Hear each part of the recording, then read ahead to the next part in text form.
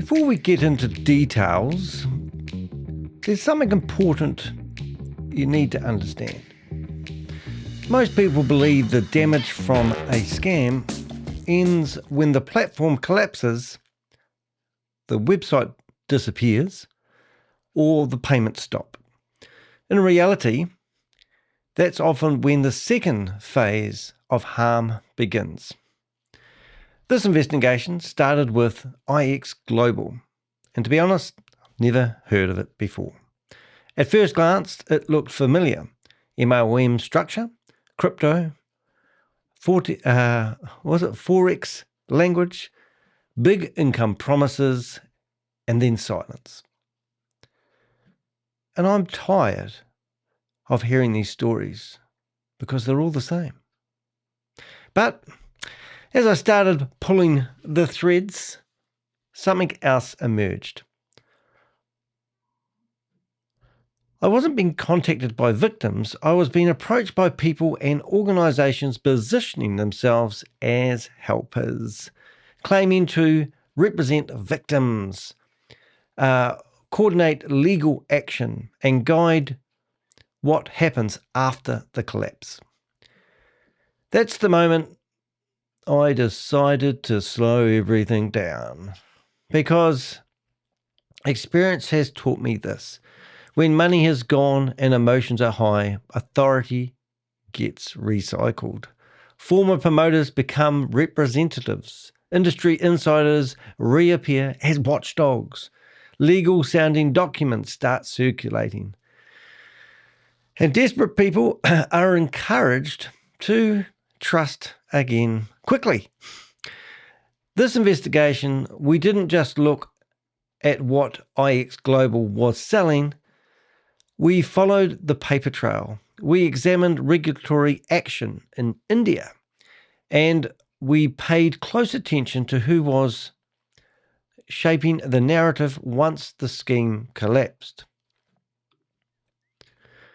What we uncovered raises uncomfortable but necessary questions about trust, independence, and where the real risk often lies when a scam ends. Now, this isn't about accusations. It's about patterns. It's about restraint. And it's about protecting people after the collapse, not just during it. Let me start walking you through what happened just recently. A couple of things I will do. I'll go off script for a little bit. I want to show you the first email that I received. And it's on another screen, and I just thought about it just before we went live.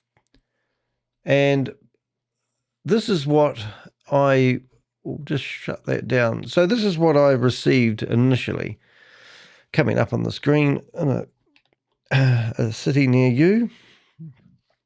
Right, so I received this big whoa email, and it says, "Dear Danny, we write to you as President, lost INR.16. I mean, listen to this for a start. Just listen to this. We write to you as President, lost INR 1.6 crores, and Vice President, lost INR 20 lakhs, of the MLM Schemes Victims Association, a registered body representing tens of thousands of Indian families who had lost their savings to a single, engineered MLM Forex crypto scam. You are receiving this because your channel is uniquely positioned to turn this into a hard-hitting, high-impact investigation that not only explodes in views but also protects millions of people who trust you."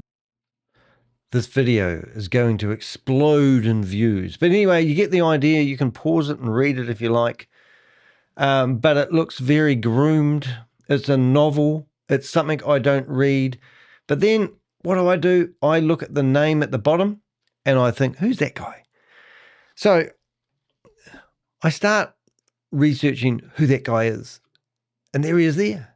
This is the same guy that originally was promoting the scam that he's now fell victim to. And he's going to help other people who are victims get their money out. So he led them to the cliff. He guided them over the cliff. And now he also conveniently happens to have the ambulance at the bottom of the cliff. So shortly after I got that email, I wrote back and I said, too much words for Danny.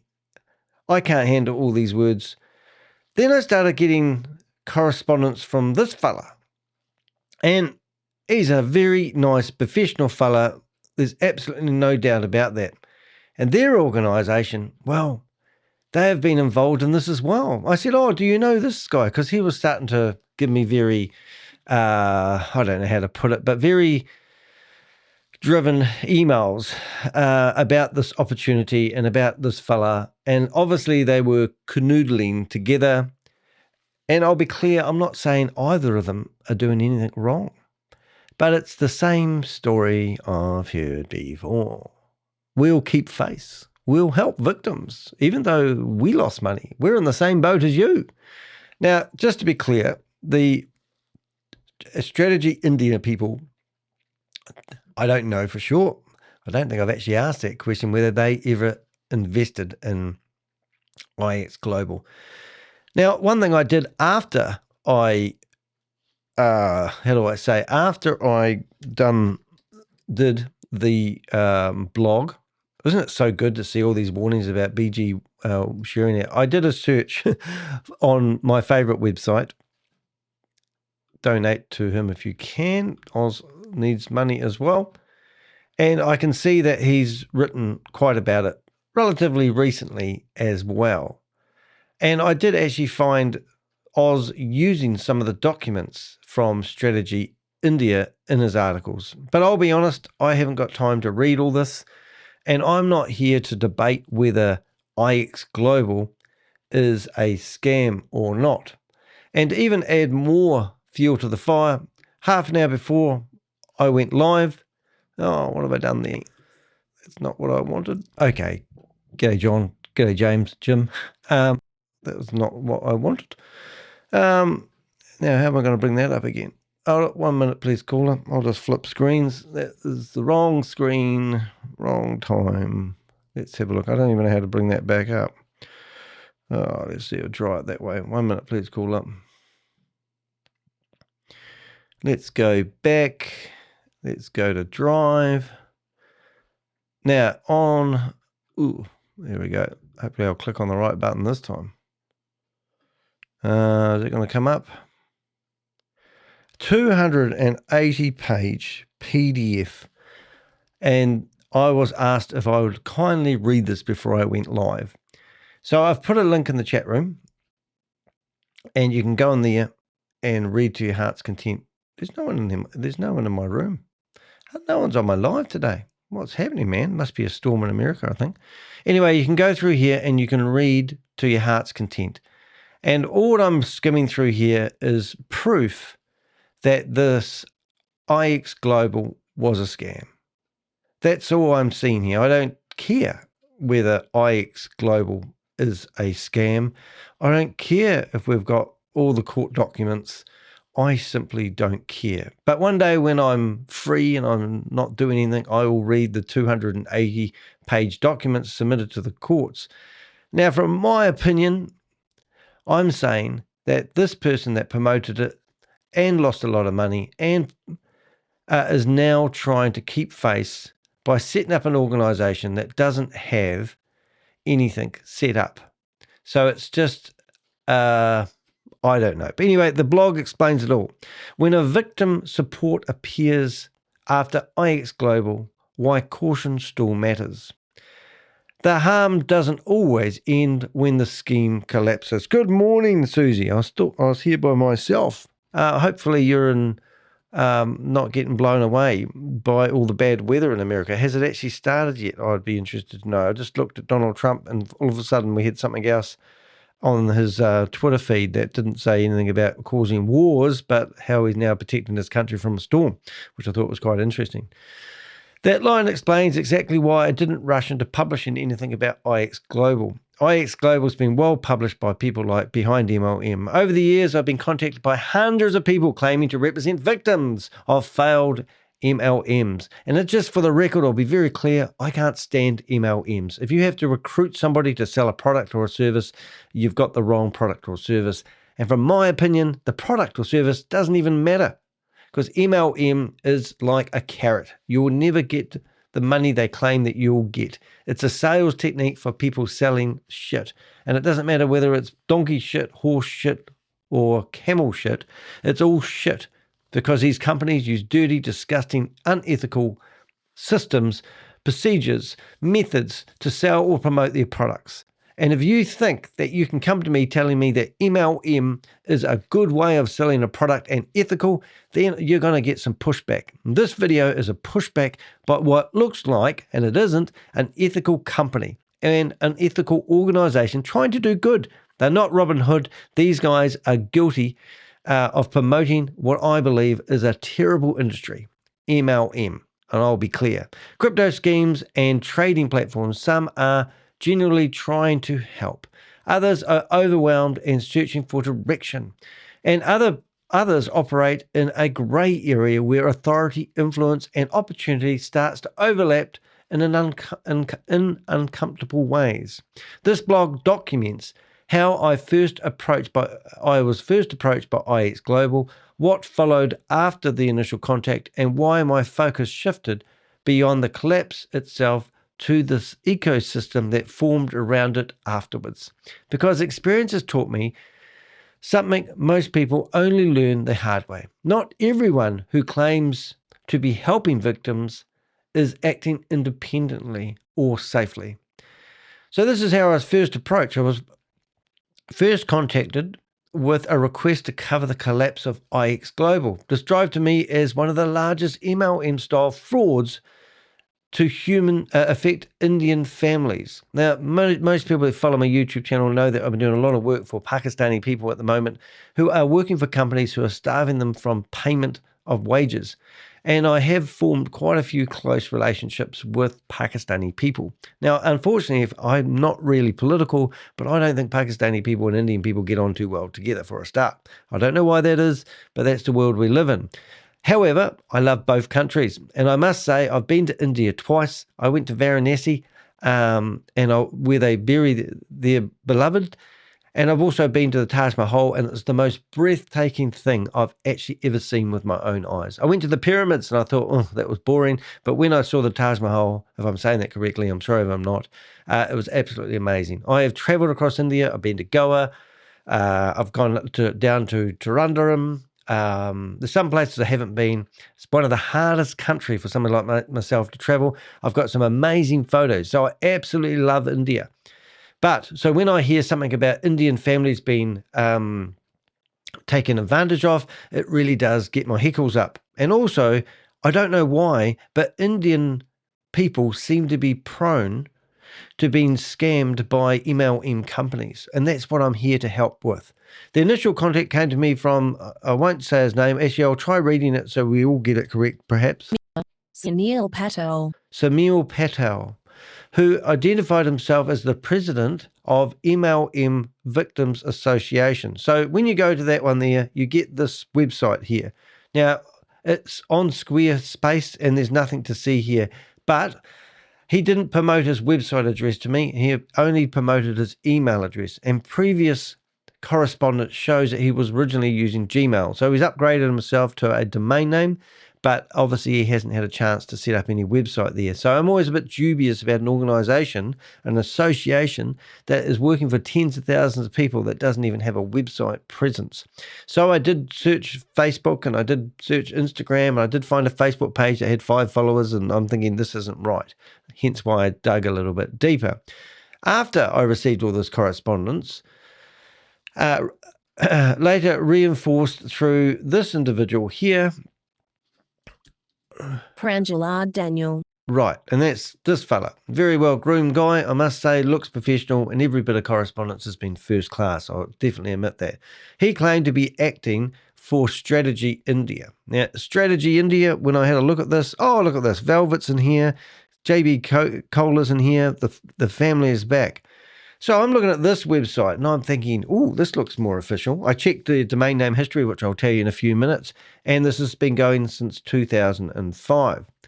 And also, out of interest, I'm going to go here and I'm going to see if I've got anything about strategy in India with, what am I call it, behind MLM. Now, the reason I'm doing that is because I noticed that in here, there's an article, and I haven't read it because I didn't have time, but in here, I can actually see there was documents. Oh, my goodness. For this second arrest.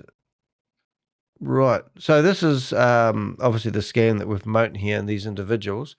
I don't know what's happening here, but they've done a few raids. But I think some of this information has actually been provided by, strategy. Maybe you have information from paid agencies. I'm actually going to read that because I don't understand it. Let's have a quick listen. Maybe you have information from Tasha's paid agent strategy India guy. By no way Tasha was the face. He is the owner and the real scammer. He met us in the office, promising withdrawals even after Viraj exit from 9. In around July 23rd he was meeting PPL in Dubai to promote new scam FX opulence with his employee Millers. Well, I don't know what that's all about, but my point is, when you first look at this organisation, you might think it looks official. If it was official, I'm pretty sure Behind MLM would be quoting from them. I did see a couple of documents in Behind MLM about this company, and I did see that he had been sharing some of their documents. But it's it's obviously a big scam, but that's not what I'm doing this video about. Press release. So, here we go here. So this here, I think, has something to do with Secret Exchange Board.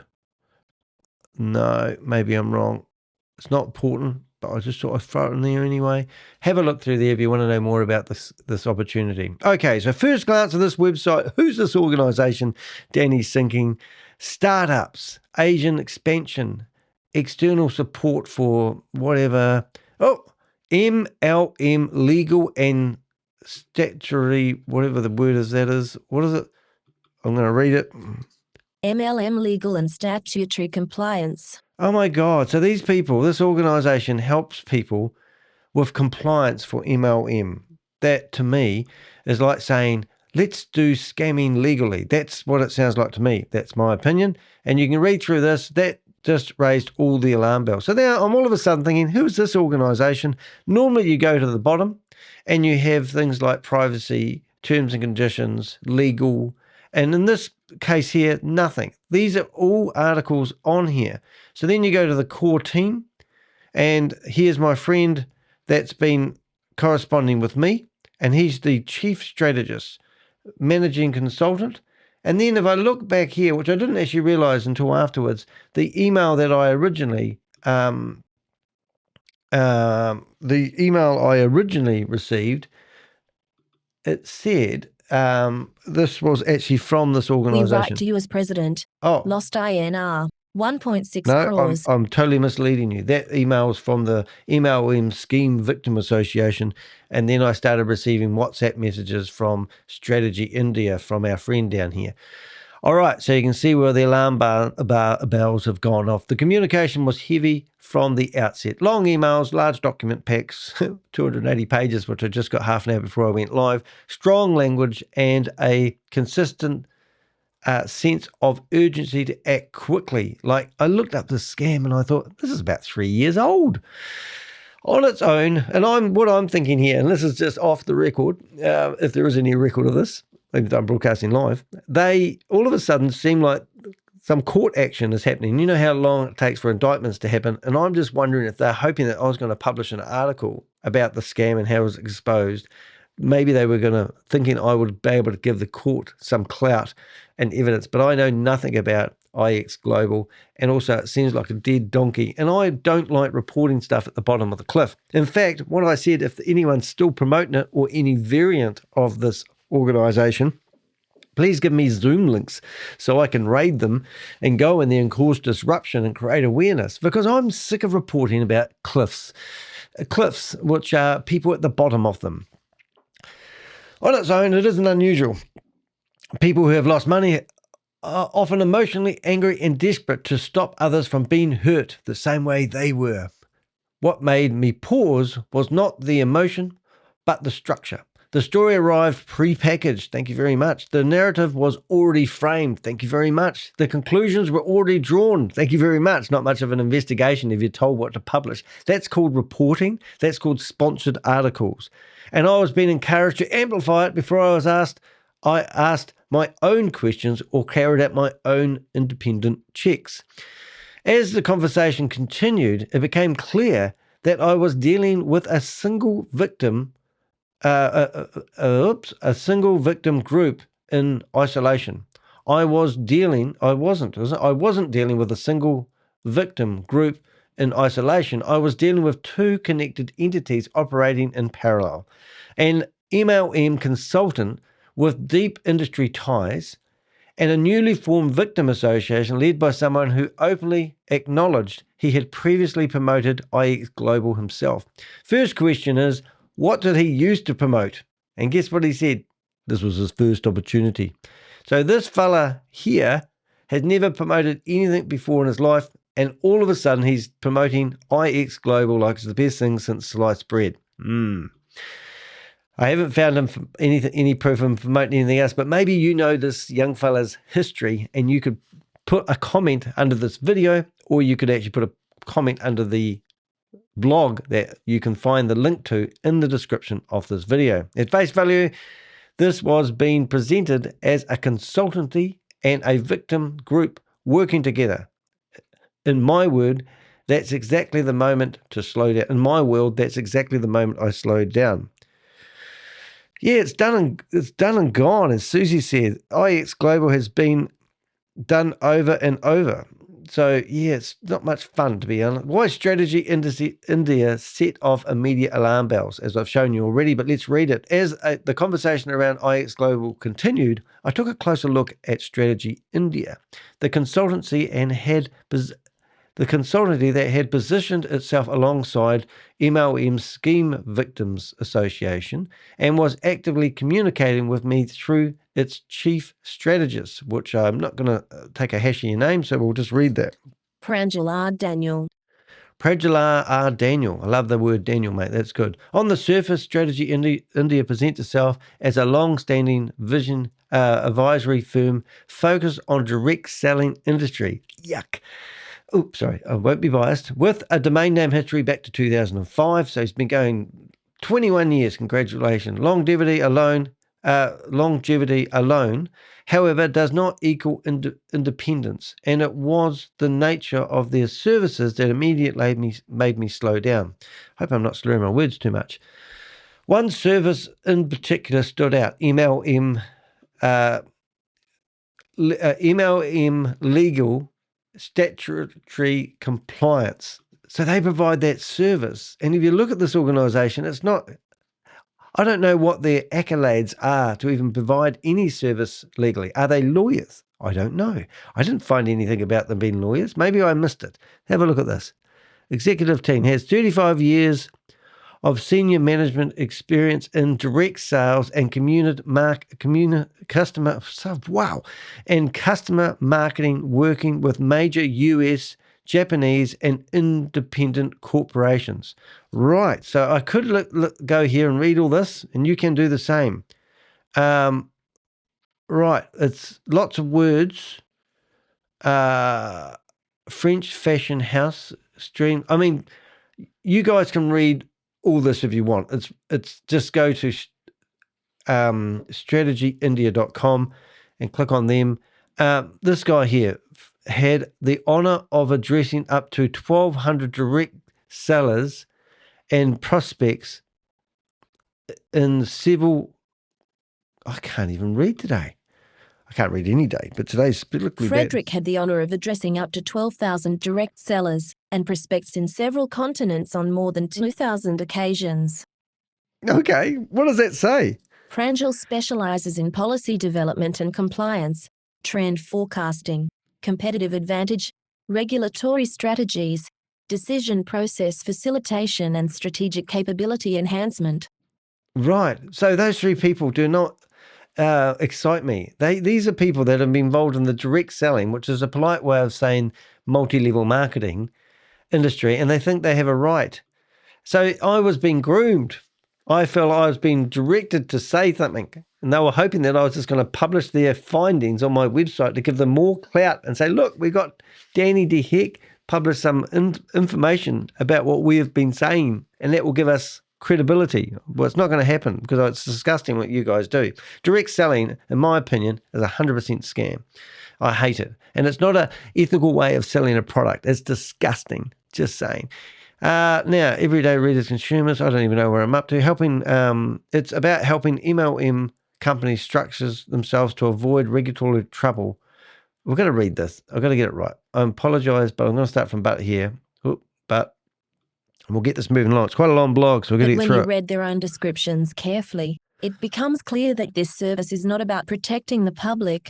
It is about helping MLM companies structure themselves in a way that avoids regulatory trouble and public classification as Ponzi schemes. It's exactly what they're doing. They're actually facilitating the problem.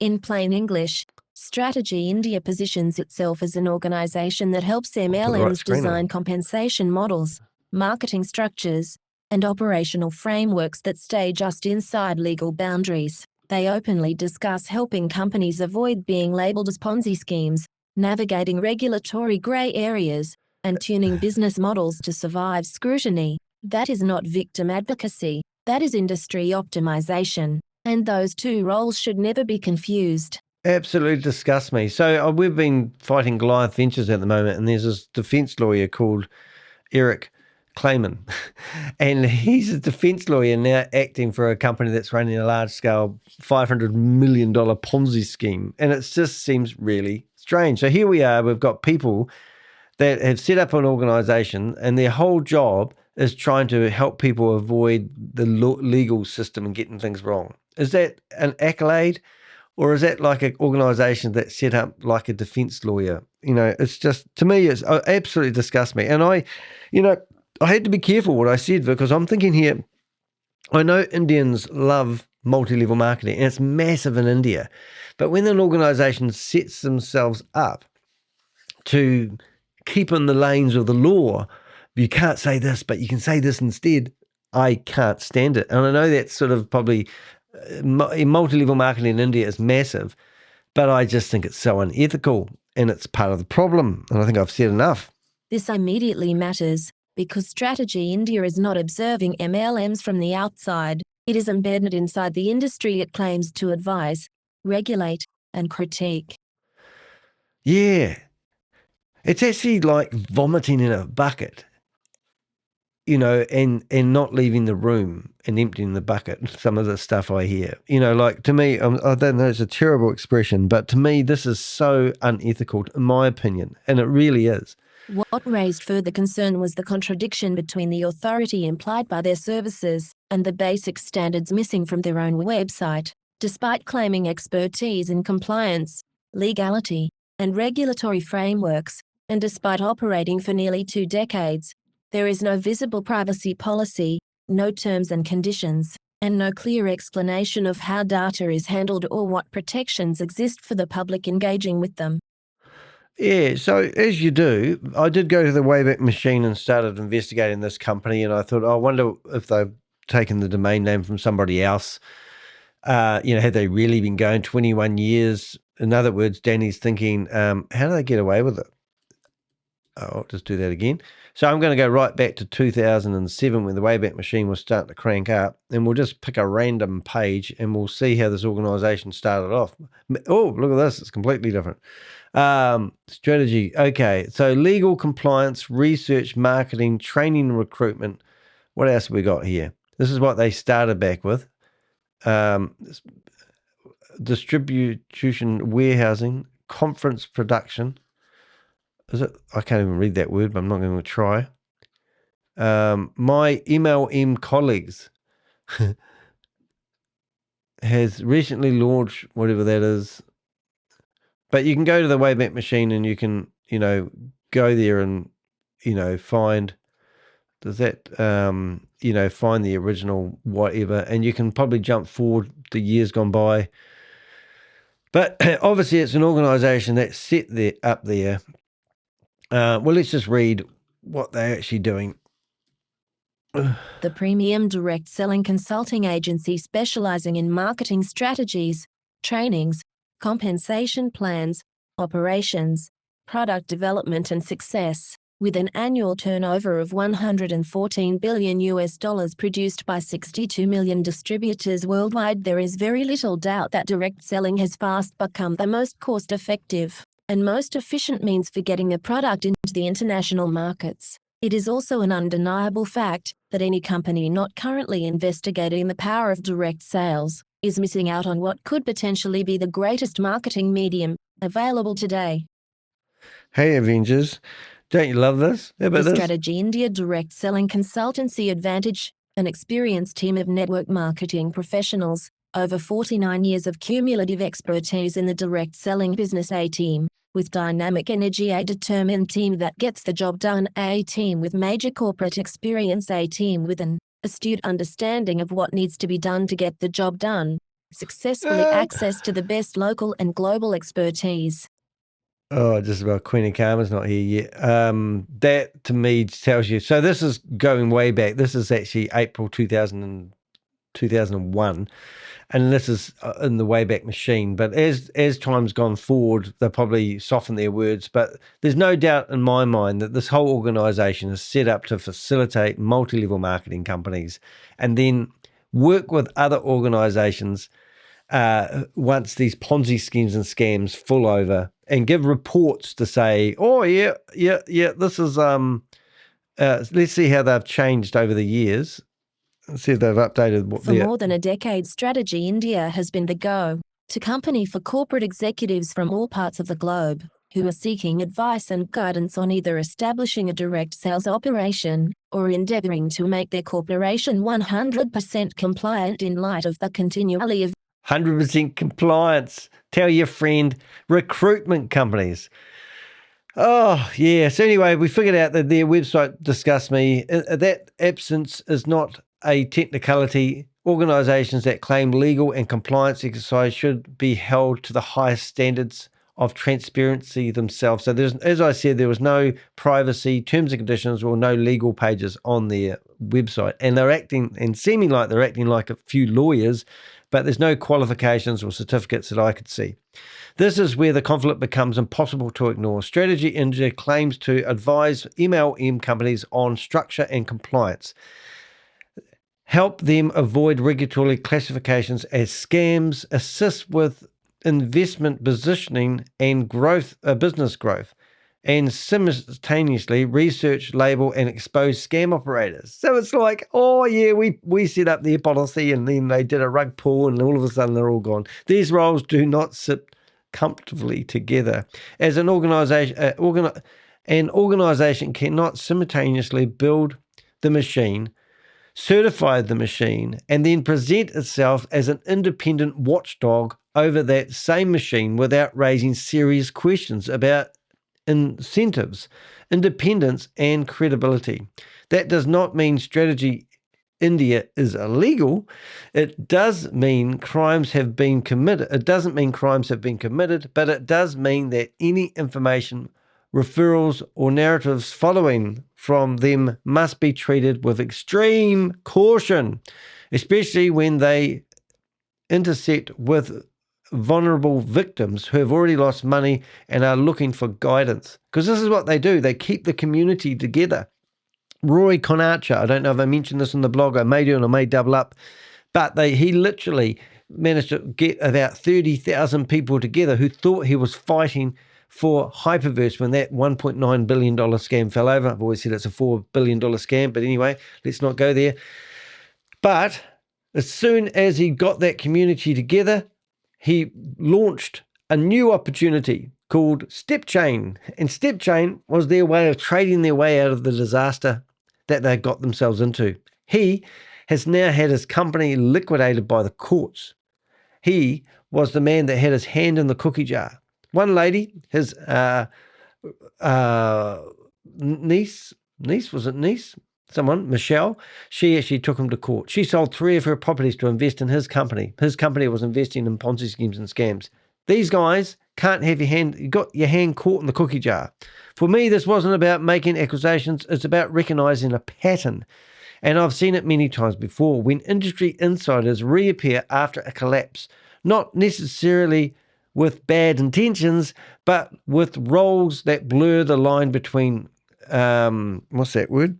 Advocacy. Advocacy, authority, and opportunity. And when that happens, slowing down isn't optional, it's essential. Essential, nearly. So what is this IX Global? What were they actually selling? Before anyone can understand what happened after the collapse, they need to understand what people were told in the first place. IX Global was marked as a financial education, and lifestyle opportunity that the people, that's the language people heard: education, empowerment, freedom, community. What sat underneath that messaging was a recruitment-driven MLM structure, and they all do it. People paid recurring subscription fees. These fees weren't just for education, they were required to remain eligible for commissions. So that's how these companies work. Now, okay, so we're going to set up a multi-level marketing company. We're going to use the services of Strategy India, and they're going to tell us that we can bypass the multi-level marketing structure by charging a monthly subscription. Oh, really? So that's what these companies do. And in the meantime, their growth and how long these scams get to last before they fall over, because there's only so many stupid people they can recruit in the world, they sustain themselves by people in the organization paying the subscription fees. So if you don't pay the subscription fees, you don't get the commission. Oh, what do I do? In the meantime, you're spending 2, 3, 4, maybe 5 years trying to figure out whether you're ever going to make the money that somebody in a Zoom meeting told you would if you just signed up today before the special runs out. Income was tied to recruiting others into the same system, and upgrading memberships increased earning potential. So if you're recruited, you went up the ladder, and just, something that's really weird here. This is the logo of the guy, multi-level scheme victim association, and they've got a picture of a pyramid on there. I mean, they can't make this shit up. Anyway, income was tried to recruiting, increasing, system, upgrading memberships increased. As recruitment slowed, the model didn't simplify, it expanded. On top of that, it was layered with additional opportunities. So upsales, let's see if we can sell them some fries with a hamburger. Automated trading bots, woo! Forex related platforms, woo!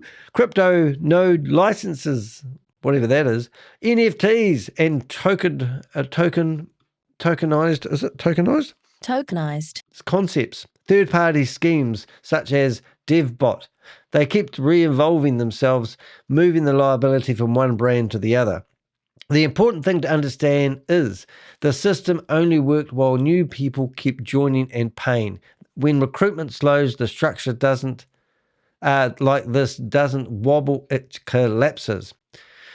Okay, red flags were the red flags were there all along. So we've got our young fella here, which we've got a picture of here, and the red flags were there all along. But he only chose to listen to the red flags when the money stopped, and that's probably what I'm believing happened. And now he's trying to keep face and stop people coming after him with a pitchfork. Just saying, this isn't hindsight talking. Models like IX Global follow patterns that were repeated again and again.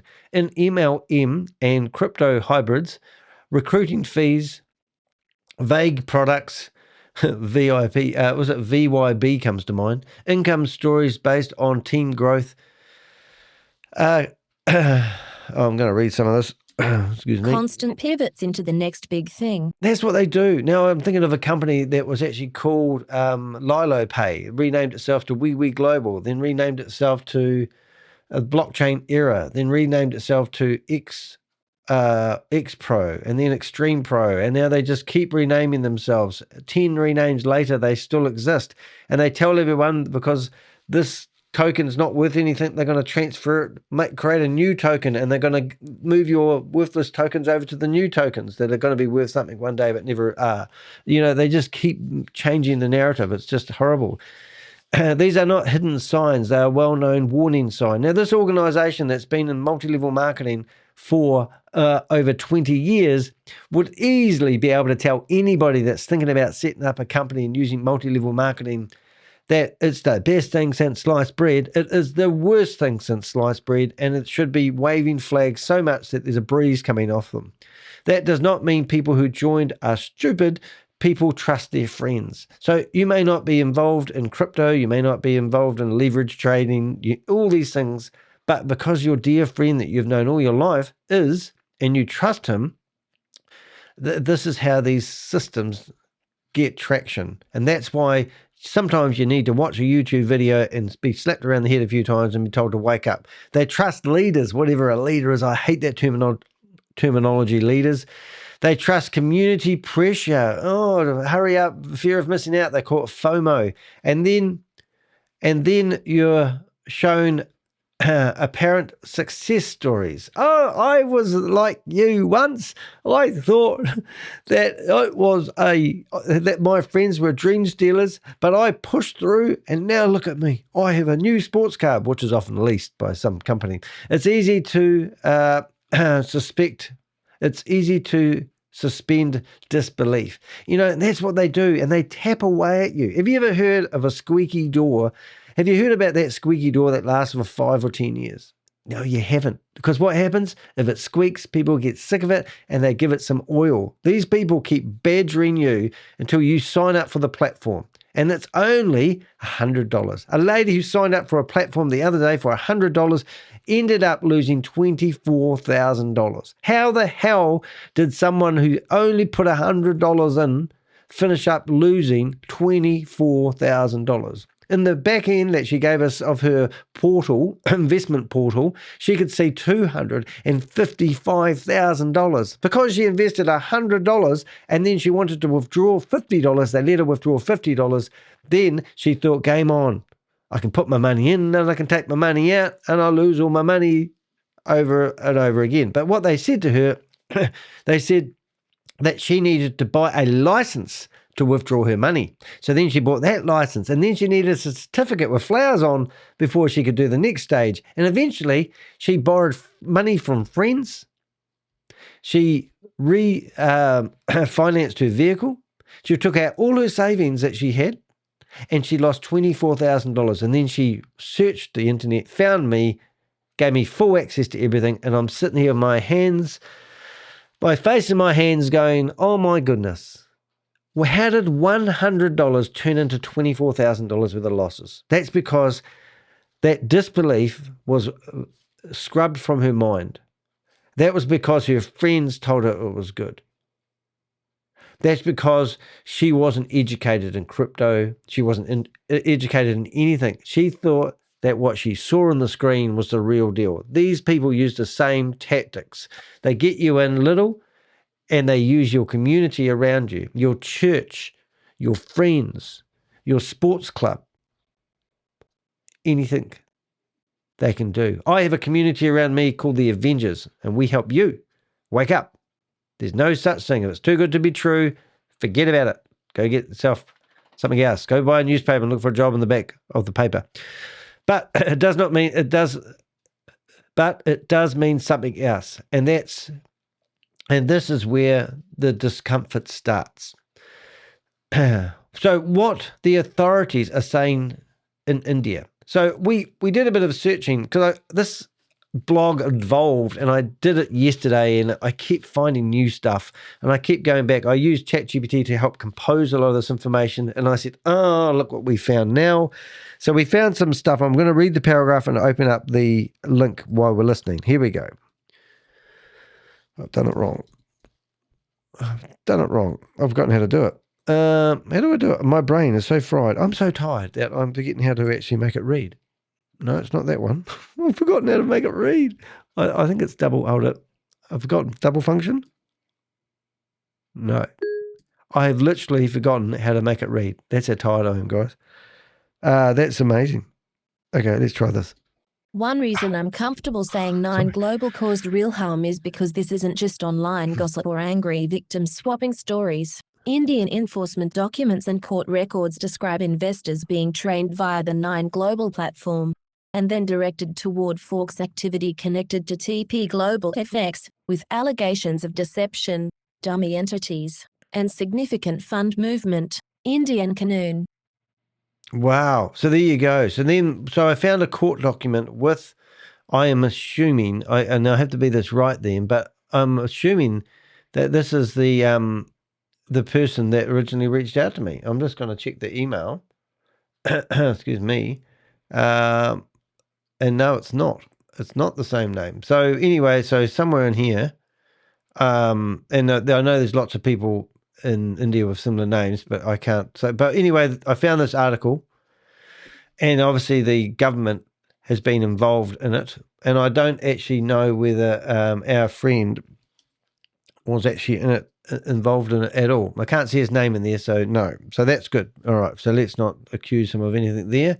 But what was it saying? Right, the government's basically saying that this scam was connected to this scam. Is that right? Cause real harm because it isn't just online gossip.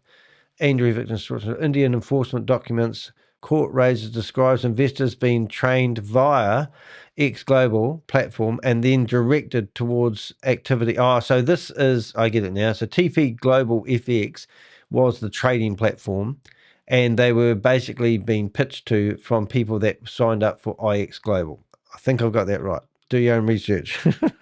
Sorry. India's Enforcement Directorate, ED, has also published multiple press releases describing an ongoing PMLA investigation involving TP Global FX and Nine Global, including searches, seizures, freezing/attachment activity, and references to promoters/influencers allegedly pushing TP Global FX to Nine Global members. Directorate of Enforcement.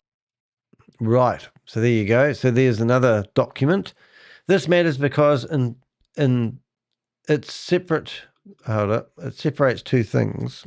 This matters because it separates two things that often get blurred online: the collapse narrative and the documented enforcement trail. And when victims are reading official-sounding PDFs from private groups, the best protection is always the same: verify what's real, what's filed, and what's just being circulated.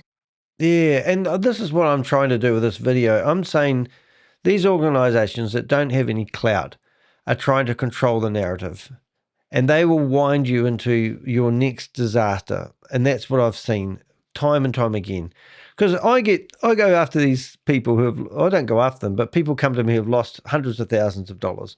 And then I get a quiet message after I've helped them. Do you know a good investment opportunity? Or they start promoting me the second investment opportunity, which is still paying out. And it infuriates me. You know, like, I'm not here to provide investment advice. In fact, but you just call everything a scam. And I go, well, in my opinion, everything is a scam. Because I don't like this investment. There's no such thing as a 1% return on your investment per day or a 3% return per month, because they all fall over because it doesn't add up. And as Warren Buffett says, you can see who's been swimming naked when the tide goes out. When crypto is going up, then everything's going well and no one's questioning anything. But as soon as Bitcoin starts falling, all these scams fall over. And you can see who's been swimming naked. So just, if you want to invest in crypto, I'm not against it, but go and buy some Bitcoin. Just sit on it. Be in the Bitcoin era. This isn't Bitcoin. These are scams that have been paid for with crypto to get into. And they promise things that can't, be validated.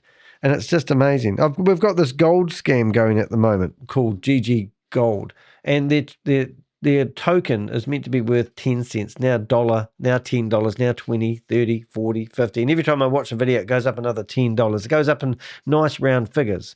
And they've got people meeting in Nevada, going to fake gold, well, real gold mines that are closed down. They're telling them they've got a 200 geological report and they're going to be backed by gold. They don't need gold to get this token off the ground, and you've got to be in to win. And you sign up using free Gmail accounts and you get gifted free tokens when you sign up on this platform that's written in WordPress. And if you type in admin after their domain name, you get to see the back end because it's got no security. What I'm getting at, there's no exchange. And when you go to pay, they're taking the money with Cash App.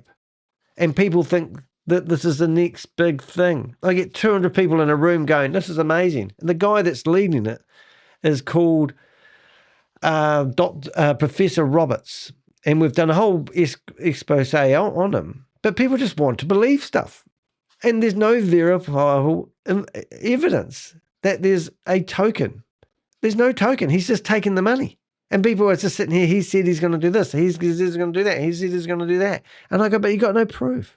There's nothing. And the guy's been incarcerated for 6.3 years. And I've talked to him on the phone. And he's going to sue me for $100 million. It just goes on. Anyway, let's get back on target. A relevant court finding worth noting while reviewing additional material. I came across a December 2025 judgment of the Calcutta High Court in a bail application involving Viraj Suhaspital, an individual identified by enforcement authorities as a distributor and influencer associated with Nine Global. So our friend here is out on bail. Is this the one I just had before? Maybe this is a different case. Yeah, but anyway, I thought I had this and I distinguished it. Oh, it is there. Is this the same document? 14, 85. Oh, I did have it open. Oh, okay. So anyway, so this guy here, yeah, so this guy's an individual. Yeah, so somebody has been arrested. Now, who is this guy? I think I might have my information incorrect. It is this guy. Okay, so I've got the photo wrong. All right, so this guy here is actually the guy we're talking about here, not the guy that reached out to me. I've got the photos wrong, I think. So my apologies for that. But anyway, so he's out on bail now, and he was obviously promoting it like it was, and I've got my photos mixed up. So that's interesting. We must find a photo of our other friend who reached out to me who lost a lot of money. According to the judgment, the Enforcement Directorate alleged that investors were introduced to Forks trading through training programs conducted on the Nine Global platform. Same thing, isn't it? And were encouraged to invest via TP Global FX, a Forks trading platform later declared unauthorized by the Reserve Bank of India. The judgment records that training and promotional activity formed part of the investigative narrative, alongside the movement of investor funds through multiple bank accounts. Oh, yes. Well, that doesn't sound unusual, does it? Yeah, I'm just trying to search for a photo of the guy that. Oh, you do have to laugh. I'm just trying to find a photo of this guy that's meant to be helping us, but I don't know if I can. Have a wee look. Yeah, 1 minute, please, caller. Yeah, no, it doesn't look like I can. But yeah, I would be interested to know what this guy looks like so we get it right. But anyway, on to the next paragraphs. We'll do 2 paragraphs, put you out of your misery. It is important to be precise here. This judgment does not determine guilt. It addresses whether prolonged custody was justified at the bail stage, and the court explicitly stated that its observations should not be treated as findings on the merits of the case. Bail was granted primarily on constitutional grounds relating to the right to liberty and delay in trial. That said, the judgment is relevant for one reason. It confirms that Nine Global's education and training activities are being examined by Indian enforcement authorities in connection with alleged Forks-related fraud, and that the influencer and training layer is not being treated as incidental.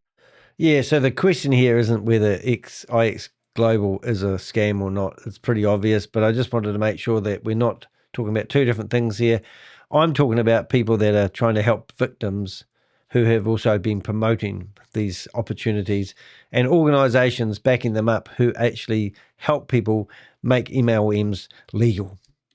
This matters because it reinforces a central point of this blog, that what is often presented as education, mentorship, or lifestyle training can sit uncomfortably close to regulated financial activity. and that those distinctions only become clear after harm has already occurred.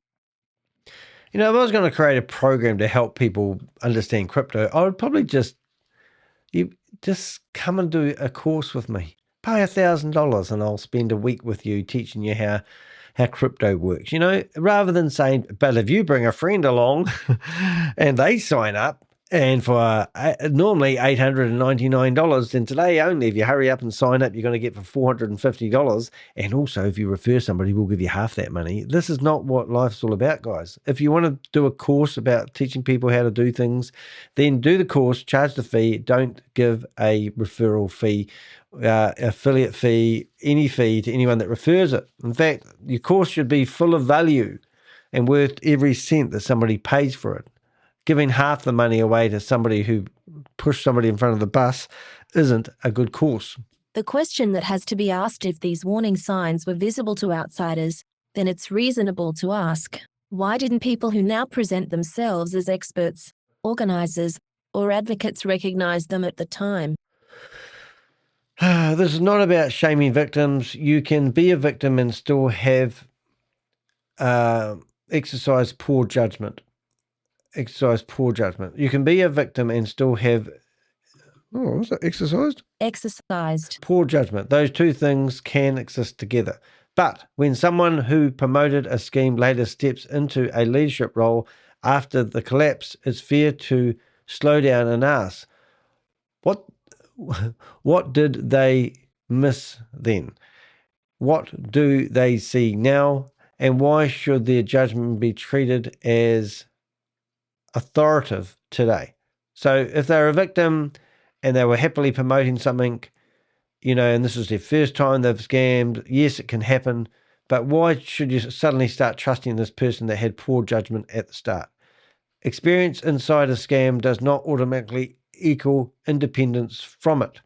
Why I started looking at the helpers. As the IX Global conversation continued, my attention shifted away from the collapse itself and onto the post-collapse ecosystem forming around it. It's like mold. You drop a bit of bread on the floor, all of a sudden you come back 2 weeks later and it's covered in mold.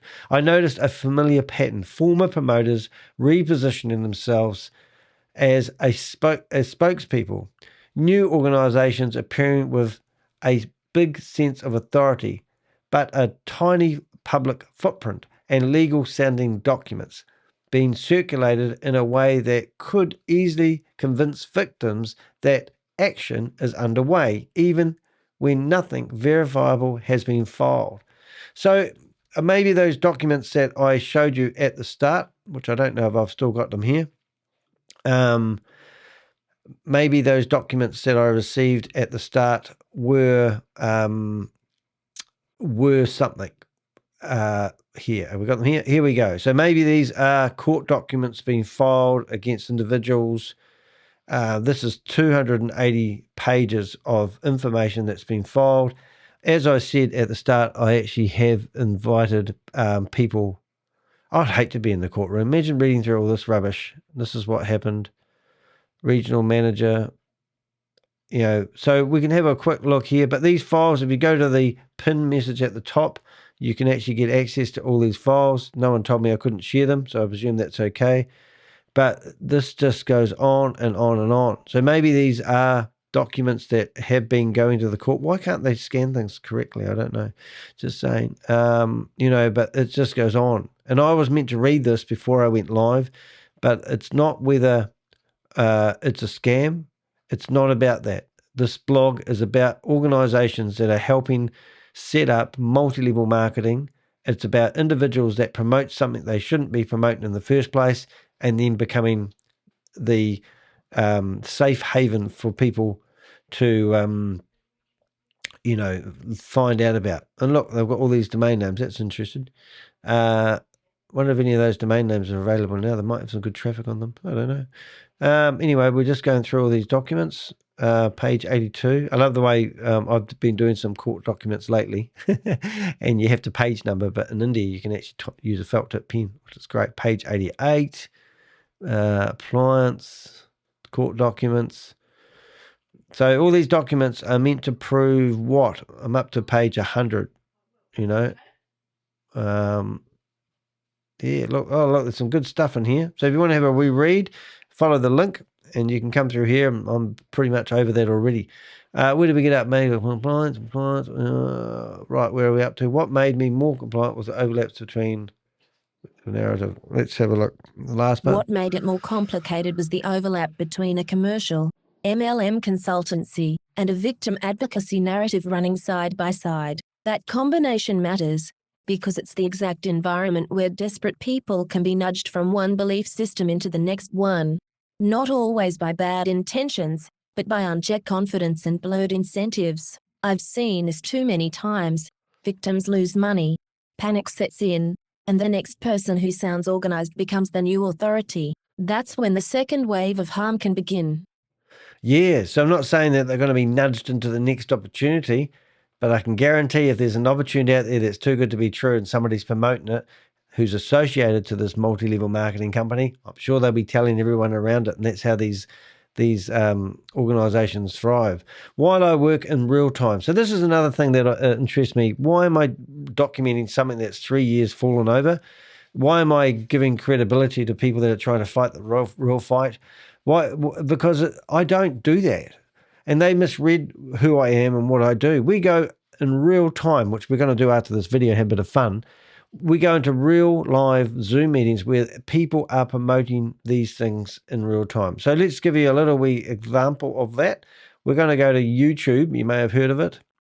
I go to my history and look at this here. Would you do that with your...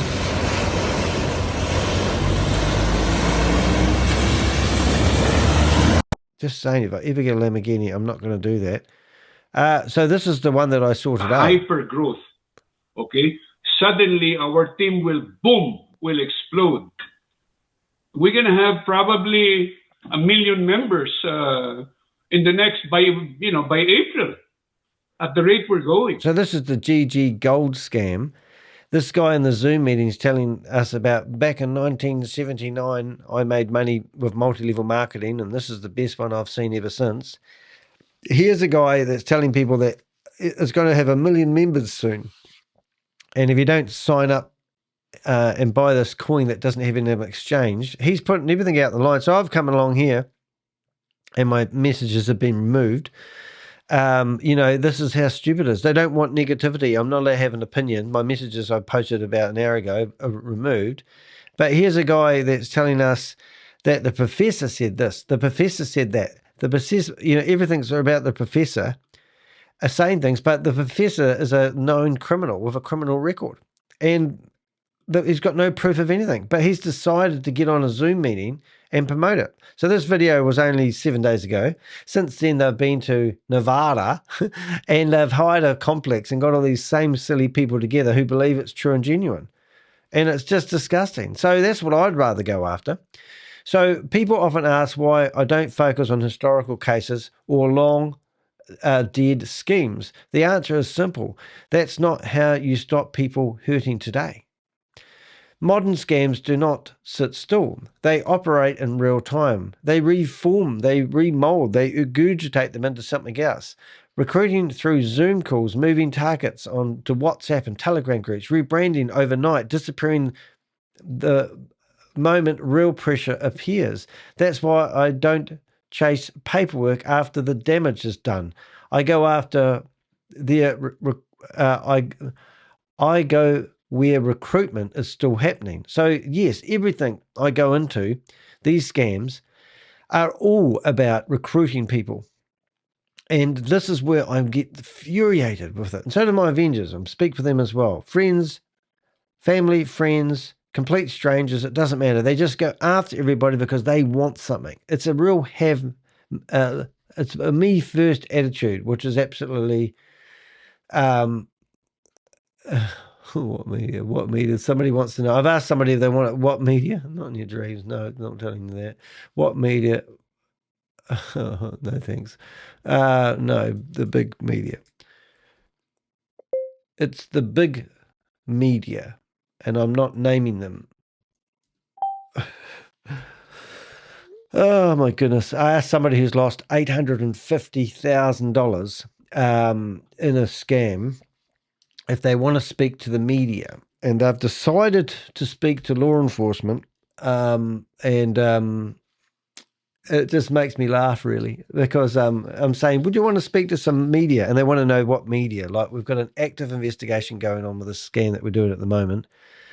And people want to know all our game cards.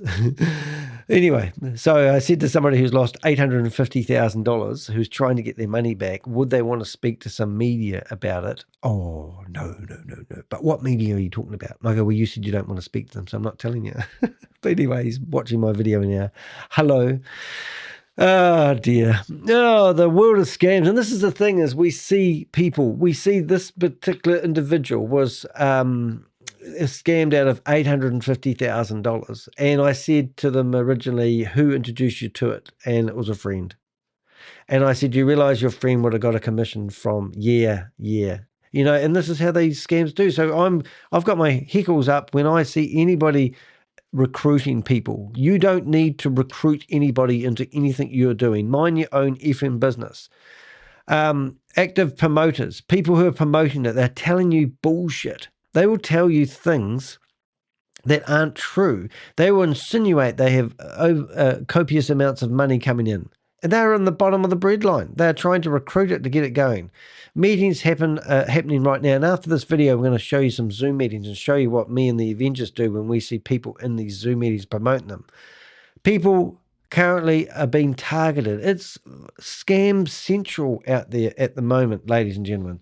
Once a scheme collapses, the money is usually gone, okay? So there's no reason to go after recovery. And getting legal, getting people behind bars that have been promoting a Ponzi scheme, well, it has only happened about 4 or 5 times in my career. Jason Michaels, Bitcoin Rodney, who else do I know who's been arrested? Oh, there's a few other individuals, but no one that really comes to mind. I know people have been brought in for questioning. If you are a scammer and you have scammed somebody and you're working with an organization, the best thing you can do is become a whistleblower if you really care, and become an informant to people and organizations that investigate. Rather than sitting on the fence hoping that the scammer is going to, I can't even say it, he's going to come up with some money and give you your money back. It's never going to happen. Okay, pretending otherwise doesn't help victims. It often sets them up for a second wave of harm. When the paper trail starts overlapping. Now, I'm going to read most of this because this is actually quite a big section, but we have actually included some PDFs, which I'll click on while we're listening, and you can actually go and read these PDFs you want, because this is what I'm doing is, because people don't understand the jargon. Now, I'm a really good candidate here. I'm dyslexic. I don't understand words when they're read to me. I have to listen to them. So when somebody sends me official looking documents, I believe a lot of other people are looking at these documents the same. They get bamboozled with documents and overwhelmed. And at the end of the day, they see a document, they go, it looks official, it must be official, it is official. So don't think that. But let me show you some examples. Along with the initial emails, I was sent 4 separate PDF documents intended to support the claims being made about 9 Global, and to demonstrate that action was already underway. At the time, I treated them the same way I treat most unsolicited document packs, as material to be reviewed later, not proof of anything on their own. PDF. The attachments included a general synopsis of the alleged scam, a list of so-called top earners, and a document presented as a CB-related letter. On the surface, this looked familiar. After a collapse, victim groups often circulate paperwork that feels official, structured, and reassuring, especially to people who are desperate for signs that someone, somewhere, is taking control of the situation. Yeah, and this is a really good point to make. Now, Roy Conacher, well, I call him Con Archer, he told everyone to fill out, to take screenshots, asked them to provide their KYC details, everything they could think of, he got his hands on. So don't do that to these organizations, you know. I mean, this is just giving you hope that somebody can recover your money for you. And they're a victim as well. So I was on the Titanic. I caused the Titanic. I built the Titanic. I sunk the Titanic. I got on the lifeboats with you, and I'm in the same position as you, is what these companies want you to believe. And it's just bullshit. It was over after only after spending time. It was only after time spending reviewing these documents and after further conversations that something stood out. So this document here, that when I looked through these documents, I found that the Indian, what did we have here? So something to do with the signature of Strategy India popped up on my, there it is there. So there's a logo here with Strategy India on it. And that's what really got me interested. And so that's interesting. Now, something I do want to do here, I'm just going to fix this up.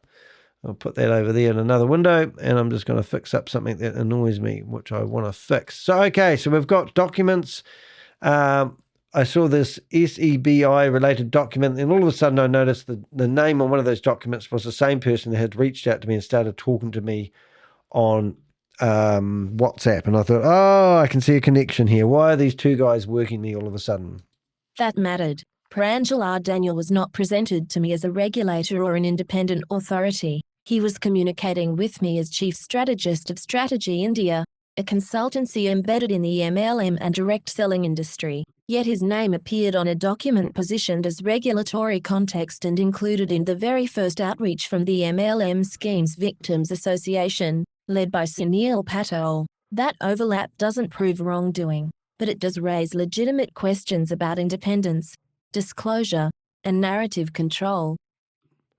Yeah, so I just thought, it's all in the same bucket of soup, That's what I really saw. So have a look at those documents if you want. Remember, the link to this blog is in the description of the video you're watching now.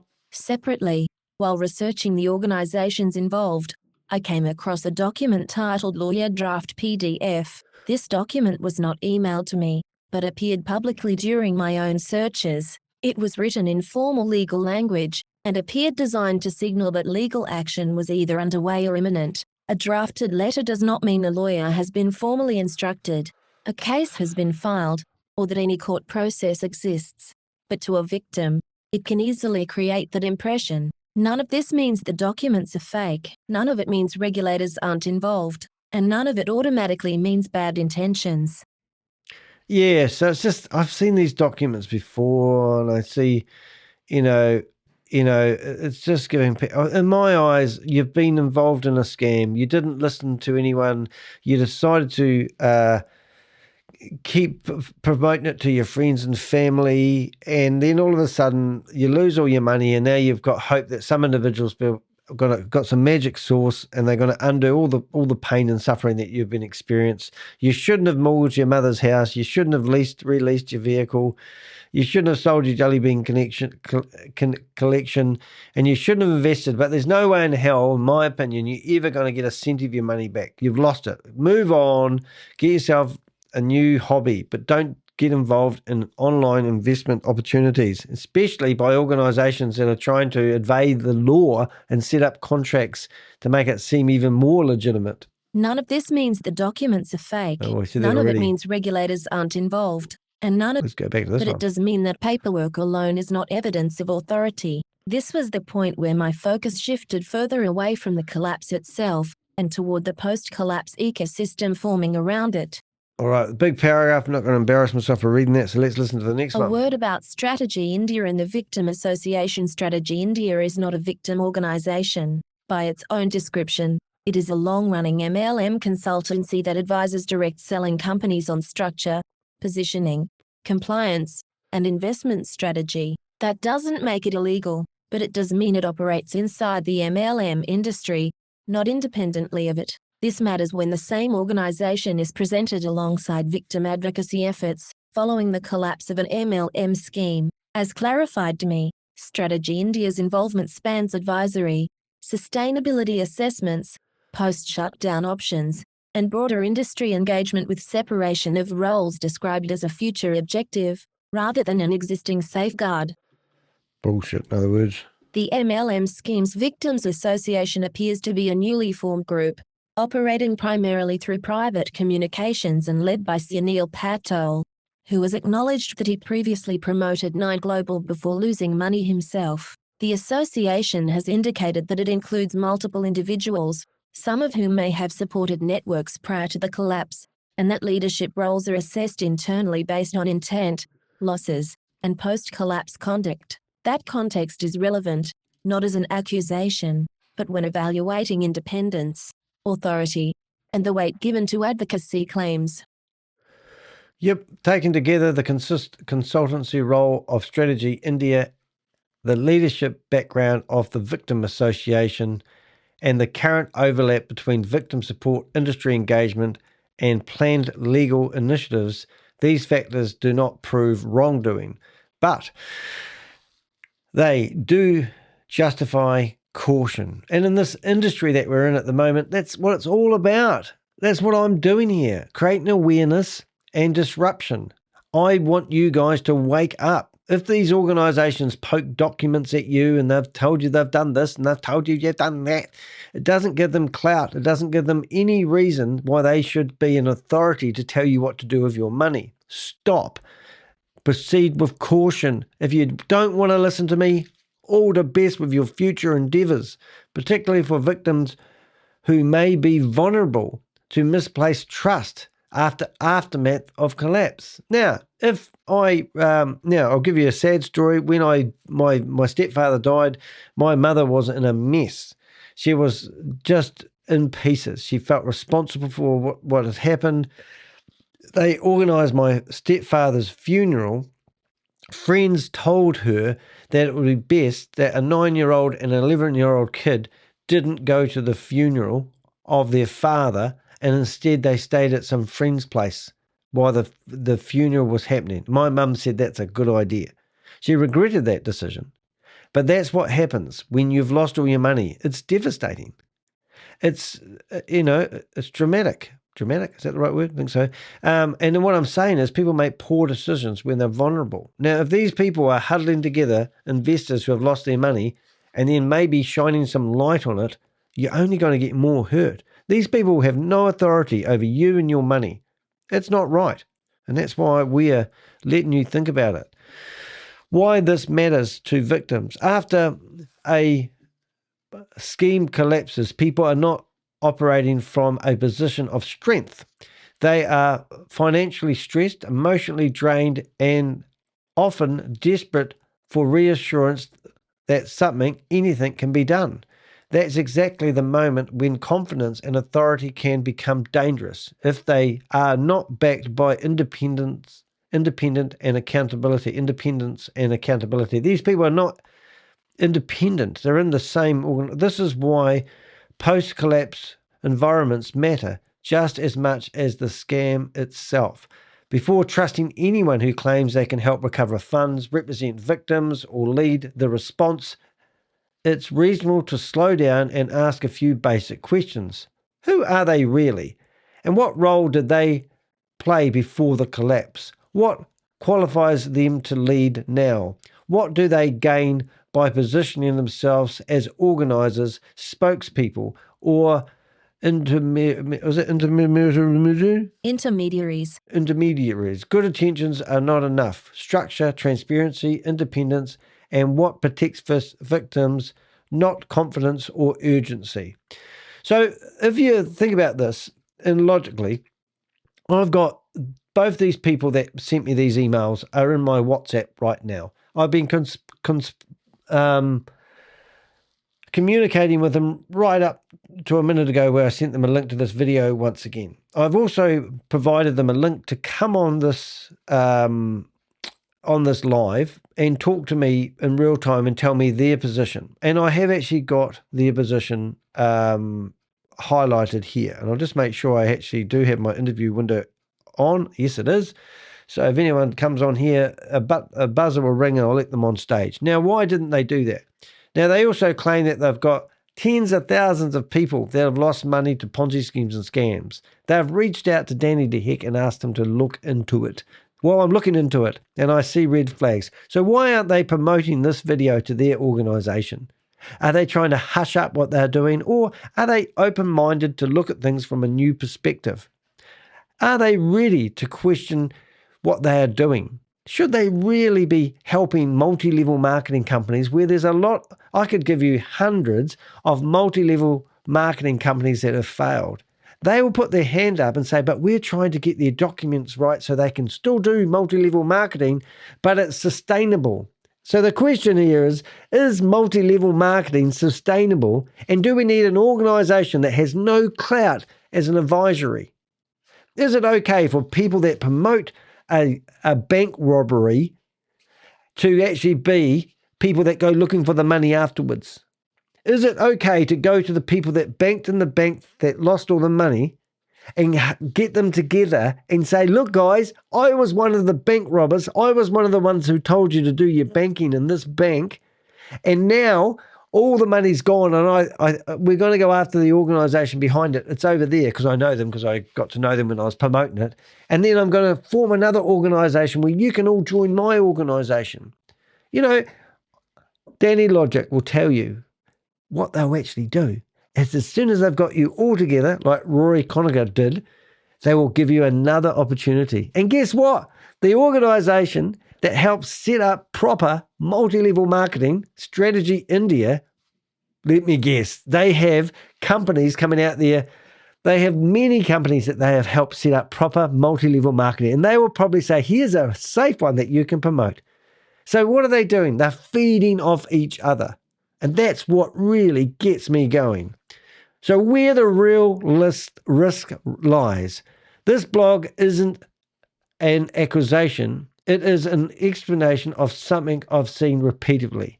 Scams do not always cause their greatest harm while they're running. In many cases, the damage continues after collapse, while false hope replaces false profits. Authority gets recycled, and people who are processing losses are pushed to trust again quickly and emotionally.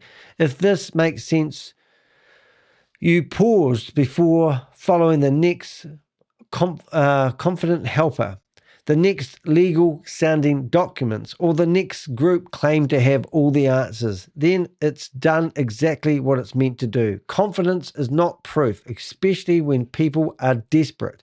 Sometimes the most responsible response after a collapse isn't action, it's restraint. Yes, sometimes when you've lost your money, it isn't to do hasty actions. Individual which lost $850,000 has been trying, we've been chatting to this individual for 4 to 6 weeks, and only just recently have they decided to communicate with me. That's not necessarily bad, but what I'm trying to say is, you know, you need to, rather than sitting on the fence and doing nothing, do report these to your local authority. You know, go to the people that referred you to this opportunity and go after them. Don't sit on the fence humming and hurrying what to do, but don't listen to these. Like, for example, we help people in some form who have lost money to scams. We give them direction on what government department to go to.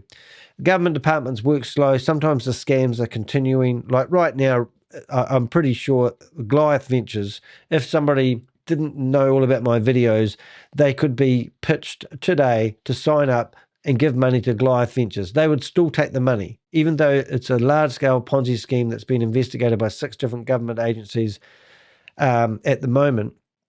People would still take people's money to sign them up. Now, we're there. We want to know about it. We want to act as fast as we can to know everyone that's involved. Even yesterday, we added 2 new people into our persons of interest list who we've seen have been either whining and dining with these scammers or investing in them. So it's an active investigation. That's what I'm trying to get out there. So holding back information and sitting on the fence ain't helping us, and it ain't helping you. But we, as an organisation that's not even set up officially, don't promise anything. We're not going to get your money back. But it would be easy for me to say, hey, look, Jeff, tell me everything you know and I'll help you get your money back. Because Jeff's desperate. Jeff's lost all his money. And then he wants help to get his money back. He wants to undo everything that's gone wrong. That would be wrong, but it would be an easy target for me to go after. And that's what I'm sort of getting at. Right, so now I want to give something back as a reporter, and I try to be fair and reasonable, I've been corresponding with Strategy Media quite a lot. And last night, before I obviously before I did this video, I wanted to reach out to them and ask them a few prudent questions. And they come back from their perspective. And I want to publish what they said so you can understand it from both sides. And also, I'm open to anything. I'm open to, what do they call it, a right of reply. So if they want to provide me information from their 2 cents worth, then I'm willing to put it on this blog and update the other blogs that I've posted on the other platforms. Now, why I want to do this, there's 2 reasons behind it.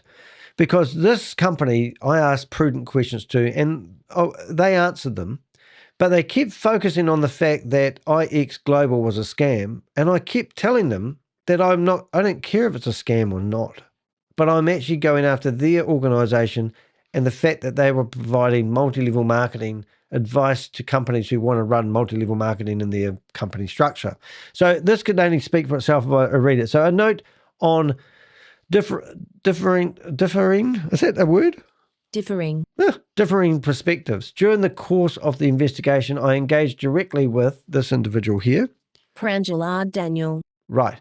Representing Strategy India. Now, to understand his position more carefully, his view, put simply, is this. Not all MLMs are inheritedly a scam. So he's telling me Amway is not a scam. Well, I would argue that, but that's what he's saying. Some direct selling models can sustain if built around tangible products and realistic pricing. Okay, I'm thinking of Melaleuca that comes to mind. And I want to buy a bottle of Melaleuca product off their website for $100. But they tell me that if I sign up for a monthly fee of $100, I can now buy that for $80. But I'm thinking in my head, why do I want to pay? Why is it $20 cheaper if I sign up for a monthly fee? I'm just paying some of my price for the product with a monthly fee. It's all this sort of stuff. So he's talking about the way a multi-level marketing company is structured can be sustainable. That's his right of reply. I won't. So their work focuses on identifying mathematically. I have to read it, but this is what their company does. Their work focuses on identifying mathematically unviable compensation plans, deceptive income claims, and unregistered investment structure. Right. So that's what they do. Good on you, mate. Well, I assume that there's a bunch of lawyers in your office. They publish scam alerts and do not charge victims for legal action. Right. So because I publish scam alerts on my website and help people structure their multi-level marketing companies, I'm good to go. Love it. Victims independently choose and pay for their own lawyers. I was thinking you might have a team of lawyers in the office. So you just advise them. So what grounds do you have to advise people? That's what I'm struggling with. I've included this perspective deliberately because it deserves to be understood in full and in good faith. Now, I'm probably just going to repeat everything I've just verbally said. Where we fundamentally disagree is not on intent, but on outcome. From my experience, MLM structures do not fail because they are poorly designed. They fail because the model itself relies on recruitment-driven income promises. I'm going to repeat that. Recruitment-driven income promises. They tell you if you build, and then they'll give you an example of the top 5% of the company, and they will talk about them 90 to 100% of the time as, hey, Jeremy here, he didn't believe it at the start, and now he's got a new car. And they're still out there on Zoom meetings promoting this crap, the people that are at the top. That cannot be delivered to the majority. So relies on recruitment-driven incomes that cannot be delivered to the majority of participants, regardless of the product quality, pricing, or compliance framework. In my view, there is no version of MLM that can be engineered into something ethical at scale. Providing tools, framework, or so-called compliance optimization to these schemes does not reduce harm. It extends the lifespan of the structures that repeatedly produce it, the harm that is. That is why my work is focused on exposing, disrupting, and accountability rather than refinement. I mean, for God's sake, if I could readjust the needle, we won't charge so much per month, and it will last longer. And we won't make this claim because it will take longer for regulators to pull us up on those words. Acknowledging a position does not require agreeing with it. Understanding intent does not erase the impact. Look, that was my blog. Disclaimer. How do I do my research? Well, that was a shrapnel. That was a whole lot of information. Just an hour before I went live, I got a 280 report on IX Global. It had nothing to do with what this blog was about as far as I'm concerned. But however, in the link of this blog, you can go and read the 280 report. I put a tiny link up, and if you are looking at it later, it's tinyurl.com, and then you go / and it's MLMSVA docs. Now, SVA stands for whatever the name of the organization is, docs. And you can go there, and when you click on that, it will open up and take you into my Google Drops. Is refreshed. Okay, here it is.